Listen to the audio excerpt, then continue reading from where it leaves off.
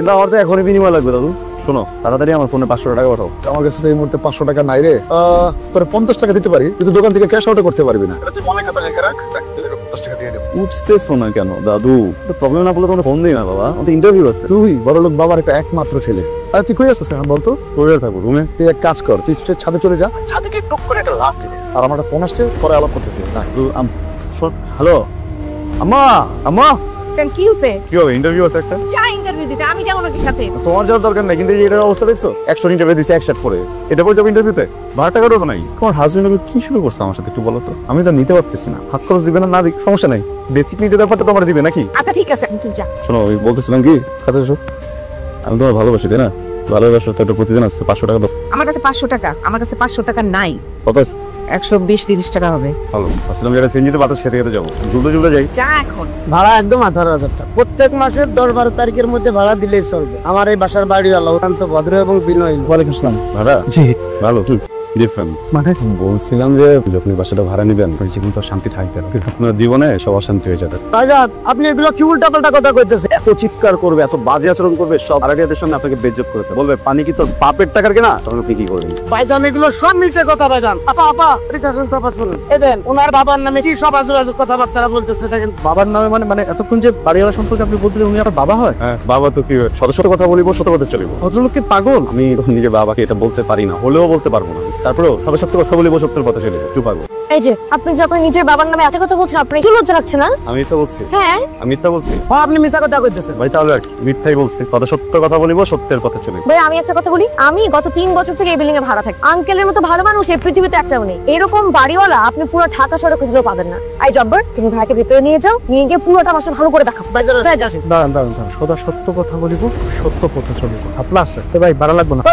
ভাইজান স্যার, আমি আপনার বাড়িতে চাকরি করি। এই জায়গাতে আমার রিজিক চলে। আমার সামনে যদি আপনার অপমানজনক কথাবার্তা বলে, আর আমি যদি কিছু না বলতে পারি, আমি তো দূরের কথা আল্লাহ সহ্য করবো। ও আচ্ছা, তোমাদের বেলা আল্লাহ বরদাস্ত করবে না, আমার বেলা খুব করবে, তাই না? মাস্টার ক্লাসে একটা ছেলে, এটা দারুণ একটা সম্মান থাকে, আমার ওই সম্মানটুকু পর্যন্ত নাই। গত 2 বছর ধরে একটা কাপড় পর্যন্ত আমাকে কিনে দেয় নাই। 2টা ঈদ আমি গেঞ্জি পরে নামাজ পড়ছি। কি চাইছি আমি? কখনো কিছু চাইছি? বলছি হাত খরচের টাকা দাও, বলছি আমার টাকা পয়সা লাগবে, আমি পার্টি করবো, এই করবো, এই করবো। ইন্টারভিউ দিতে গেছি, এই যে একটা রং ভরা একটা শার্ট পরে, আমি এই শার্ট পরে চাকরি হয়? তারপরে বলবে যে আমি যোগ্য না, আমি লায়ক না। ভালোই করতেছো, করো, সমস্যা নাই।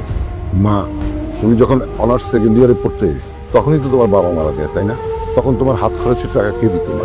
আমি তখন বুঝে টিউশন দেখ, একটা মেয়ে 2টা টিউশনি করে তার হাত খরচের টাকা জোগাড় করতে, আনুষঙ্গিক জিনিসপত্র কিন্তু, পোশাক আশাক কিনে। আর তোমার ছেলে মাস্টার্স পাস করেছে, 4 বছর হলো, এখনো সে হাত খরচের টাকার জন্য বাবার মুখের দিকে আ করে থাকে। তো লজ্জা করে না? যা, স্বীকৃতির পা ধুয়ে পানি খা, তাতে যদিও শিক্ষা হয়। কি রে মা, অফিসে বেতন দিচ্ছে না কেন? আঙ্কেল আজকেই দিয়ে দেওয়ার কথা। আজকে অফিসে গিয়ে স্ট্রেট বসকে ঝাড়ি দিবা, বলবা মাসের 12 তারিখ হয়ে গেল, এখনো বেতন দিচ্ছেন না কেন? বাসা ভাড়া দিতে হবে না? জি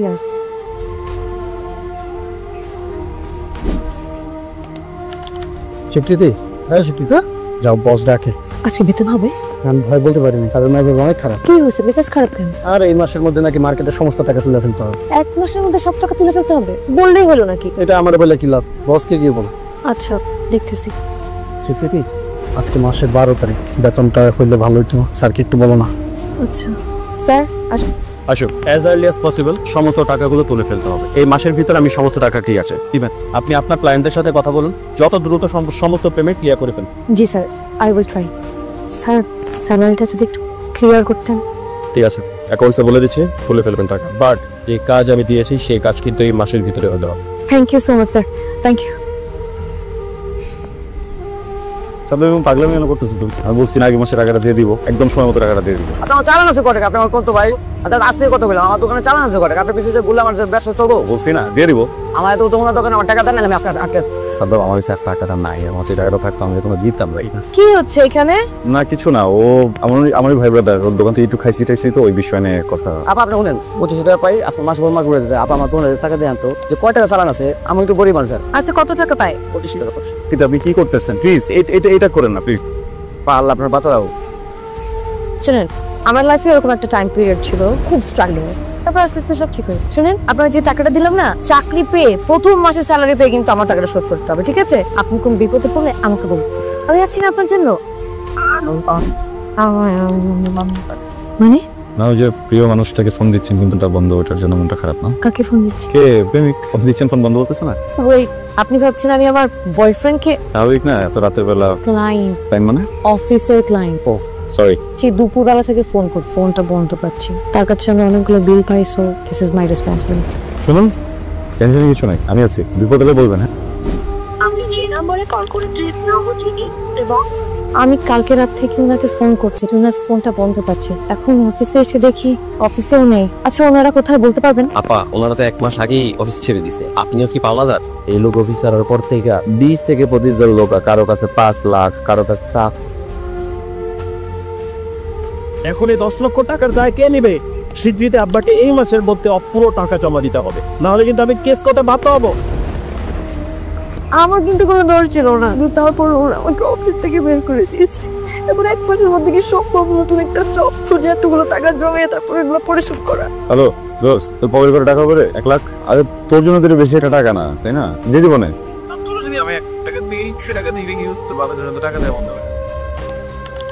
অমানুষের বাচ্চা, বন্ধুরা সব সারা জীবন যত বিপদ টিপদ পড়ছে আমি সাহায্য করলাম, আর এখন আমি একটা প্রবলেমে পড়ছি আর কোনো খোঁজ খবরই নেই। তা তো ভালোবেসে ফেলছি। কারে? ওই মেয়েটাকে। বা তো কিসের খবর? দেখা হবে। কি হইলো? এই তাহলে টাকা না দিলে না দিবা, এমন করে আছো কেন তুমি? আমি চলে যাবো। কংগ্রেচুলেশনস। টাকা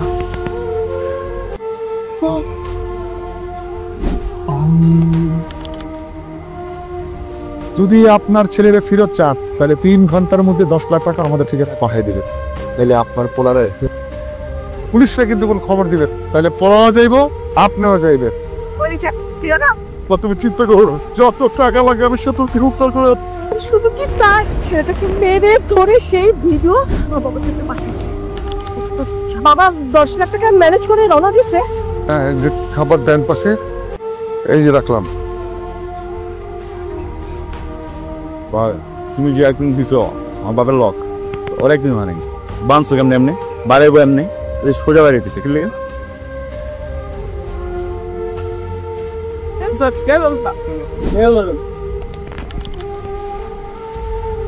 আসসালামু আলাইকুম। রাগিব তুই? শয়তান জন্ম দিয়েছি আমি, এই সন্তান আমাদের হতে পারে না। ও হাত খরচা আমি বন্ধ করেছি, কারণ আমি চেয়েছি ও নিজের পায়ে দাঁড়াক। মানুষ যখন অর্থ কষ্টে থাকে তখন সে বুঝতে পারে তার পাশে কে থাকে, গিয়ে দূরে সরে যায়। তখন সে সিদ্ধান্ত নেয় সে কি করবে। সে সিদ্ধান্ত নিয়েছে কিভাবে বাবার টাকা আত্মসাৎ করা যায়, কিডন্যাপের নাটক সাজিয়ে কিভাবে বাবার টাকা মেরে দেওয়া যায়। তোমরা তোমাদের জায়গায় ঠিকই আছে, আমি সন্তান হিসেবে ব্যর্থ। শুধু খেয়ে গেলাম, কিছু করতে পারলাম না। অর্থ কষ্টের সময় আমি অনেক মানুষ চিনেছি, বন্ধু চিনেছি, কিন্তু আমার খুব বাজে সময় একটা মানুষ আমার পাশে ছিল, আমার বিপদে ছিল।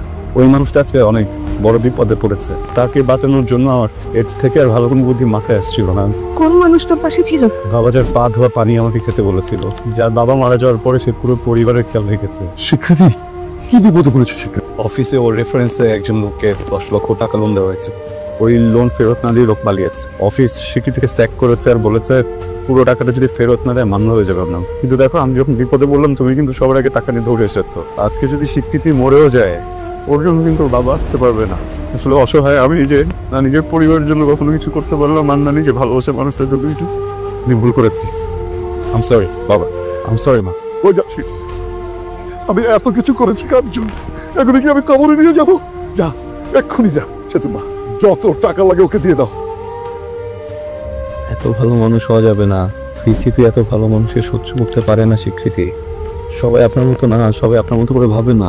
ফ্রডের টাকা, নিজের বাবার কাছ থেকে ফ্রড করে টাকা নিয়েছে, তা আপনি আমাকে দেবেন? বাবার সাথে কথা হয়েছে আমার, বাবা আমাকে দিয়েছে, এটা আমাকে দিয়েছে যেন আমি আপনাকে দিতে পারি। আমি কেন দিব?